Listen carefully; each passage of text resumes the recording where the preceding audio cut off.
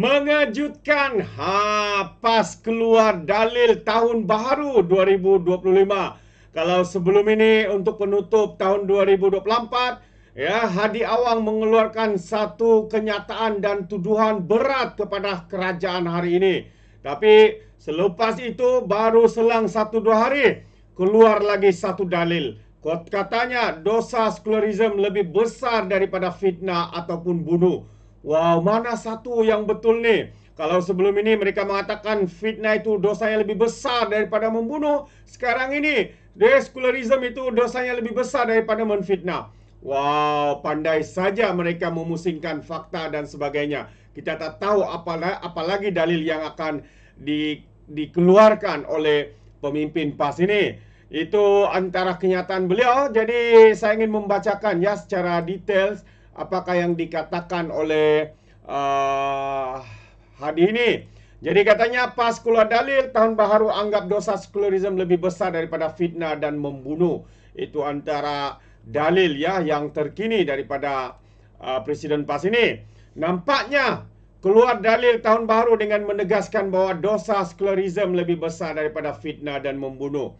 Presidennya Abdul Hadi Awang berkata, ciptaan teori liberalisme adalah melampau sehingga hak binatang disamakan dengan hak manusia.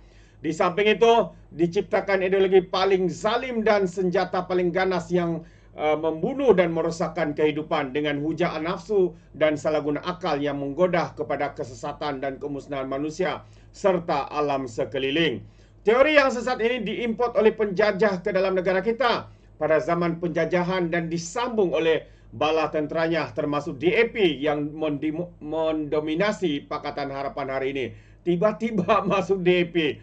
Cakap saya kalau awal-awal itu mau menyerang DAP. Ini berkias-kias lagi. Katanya lagi, sehingga kan dimaktubkan dalam perlembagaan parti itu dan menjadi perjuangan yang disuarakan dengan lantas mencabar perlembagaan persekutuan yang meletakkan Islam sebagai agama persekutuan, katanya menerusi minda presiden. Ini satu tuduhan yang melampau, sahabat semua. Kalau benar apa yang dikatakan oleh Hadi Awang ini, sudah lama parti DAP ini diharamkan.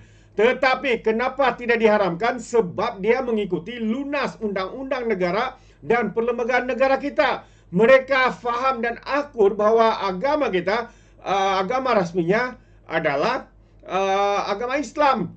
Kenapa harus ya kononnya mencabar perlembagaan? Kalau benar mereka mencabar, sudah lama parti DAP ini diharamkan. Sehingga hari ini parti DAP ini tidak pernah diharamkan. Karena apa? Karena mengikut perlembagaan persekutuan. Hadi mendakwa lagi pada pasal 2 perlembagaan DAP menyatakan secara terang dan nyata bahwa matlamat parti komponen PAS itu adalah untuk menegakkan sekularisme yang dihasratkan oleh Suruhanjaya Rid dengan meletakkan Islam di bawah panji-panji sekularisme yang berlainan dengan maksud Al-Adin dalam bahasa Al-Quran, bukan perkataan Rijen dalam bahasa Barat. Jadi kita harap dengan kenyataan dan tuduhan terkini daripada Hadi Awang ini, ya, parti DAP bolehlah ya mengambil tindakan, dan kalau menang bolehlah parti PAS ini menyumbangkan kewangan kepada DAP seperti mana Ustazah Siti Mastura yang menyumbang ya hampir 1 juta kepada pemimpin-pemimpin DAP.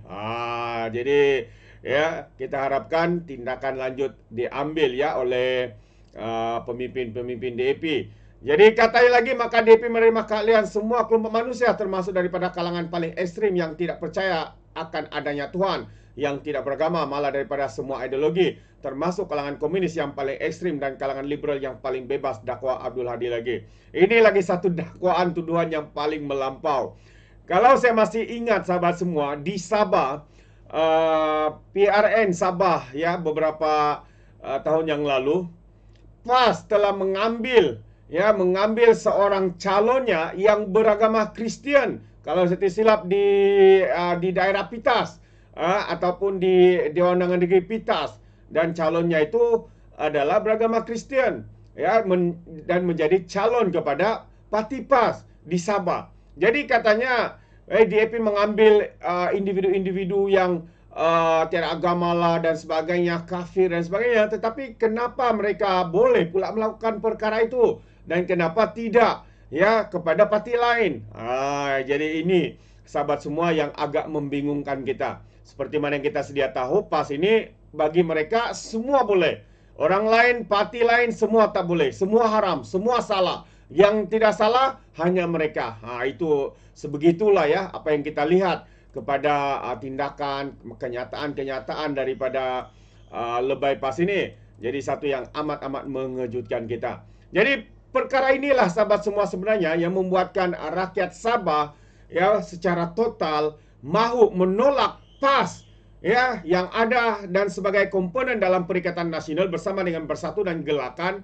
Maknanya Perikatan Nasional juga akan ditolak secara total pada pilihan raya negeri di Sabah yang akan datang tahun hadapan. Tinggal beberapa bulan ya, mungkin dalam 10 ke 11 bulan ya akan diadakan pilihan raya negeri Sabah. Dan ketahuilah ya bahawa rakyat Sabah telah pun secara total bersetuju dan bersatu hati untuk menolak parti PAS ini. Yang kita lihat ekstrim, menunggang isu bangsa dan agama untuk tujuan politik dan sebagainya.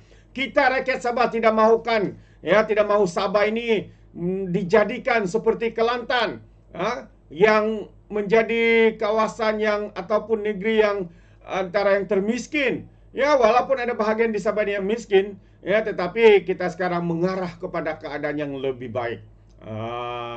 Dan juga kita tidak mahu fahaman politik ekstrim ini berleluasa di Sabah. Ini yang kita tidak mahu. Kerana di Sabah, ya, individu ataupun perayaan-perayaan bebas dirayakan bersama, malahan dirayakan bersama. Tidak kira suku, bangsa dan agama bersama-sama untuk merayakannya.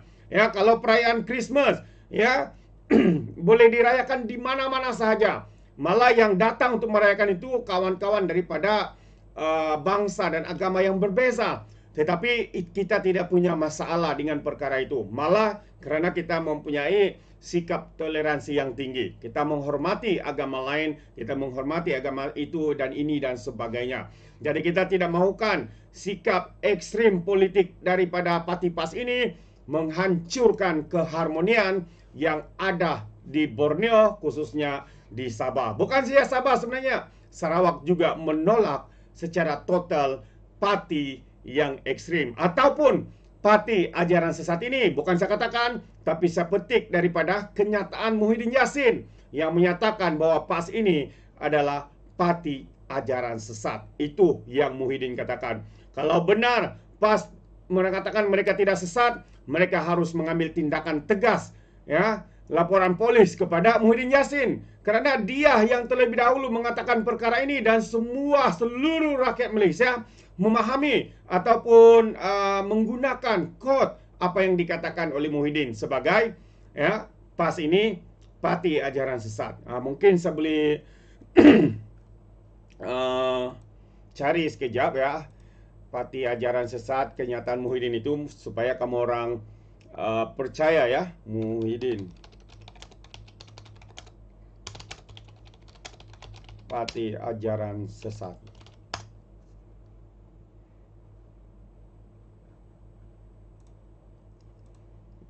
Oke, kalau saya boleh jumpa videonya. Ini dia, ada.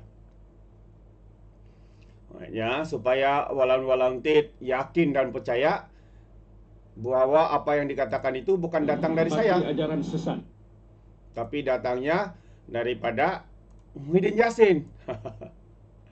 Mari kita lihat, ini dia kenyataan Muhyiddin itu yang menyatakan bahwa PAS ini adalah parti ajaran sesat. Jadilah terbukti bahwa PAS adalah parti ajaran sesat. PAS, parti ajaran. Jadilah terbukti bahwa PAS adalah parti ajaran sesat. PAS, parti ajaran sesat. Bukan parti Islam se-Malaysia, parti ajaran sesat. Dan kalau semua orang ikut PAS dengan ajaran sebegitu, ramai orang Islam akan sesat. Lebih-lebih lagi dia gunakan agama untuk tujuan politik, lagi menyesatkan.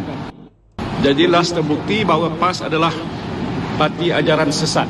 PAS, parti ajaran sesat. Bukan parti Islam se-Malaysia, parti ajaran sesat. Dan kalau semua orang ikut PAS dengan ajaran sebegitu, ramai orang Islam akan sesat. Lebih-lebih lagi dia gunakan agama untuk tujuan politik, lagi menyesatkan.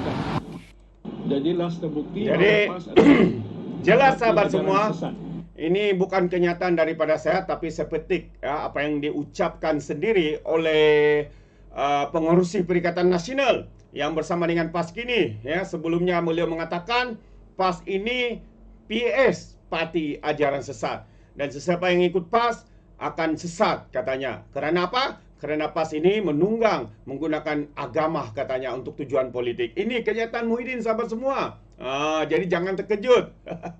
Bukan saya yang katakan, saya cuma ambil kenyataan yang dibuat oleh Muhyiddin Yassin itu. Dan perkembangan terakhir sebelum saya akhiri dalam beberapa minit, saya ingin berkongsi juga ya berkaitan dengan kes anak kepada Mahathir Mohamad, iaitu Mukris. Apabila hari ini dikatakan mahkamah benarkan Mukris untuk tangguh sementara cukai LSDN sebanyak RM5 juta ringgit. Adakah ini cukai yang tidak dibayar? Mari kita baca sebentar. Hari bekas Menteri Besar Kedah, ya, Mukris Mohamad berjaya menangguhkan sementara tuntutan cukai tambahan berjumlah 5.02 juta kepada Lembaga Hasil Dalam Negeri bagi tahun 2017 hingga 2018. Ia selepas Hakim Mahkamah Tinggi Datuk Amarjit Singh membenarkan permohonan Mukris mencabar notis LSDN yang didakwa membuat pengiraan salah terhadap liability cukainya. Jadi notis dikeluarkan pada 27 September tahun lalu menuntut bayaran tambahan 2.56 juta bagi 2017 dan 2.44 juta untuk 2018 dan 16.82.37 juta bagi 2019. Ini bermakna Mukris tidak perlu membayar cukai tambahan sehingga 16 April selepas mendapat penangguhan, sementara manakala pengurusan kes pula ditetapkan 7 Januari ini.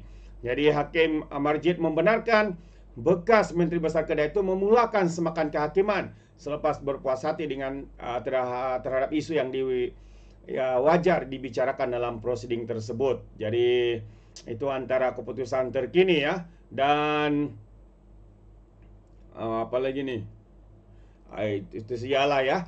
Jadi apapun sahabat semua, untuk info dan perkara yang berikutnya yang hangat diperkatakan di media sosial, ya, kita akan berikan update daripada masa ke semasa. Sekali lagi, bukan saya katakan, tapi Muhyiddin sendiri, Anda telah dengar video tadi. Muhyiddin menyatakan PAS, PAS, Parti Ajaran Sesat, bukan Parti Islam Malaysia katanya.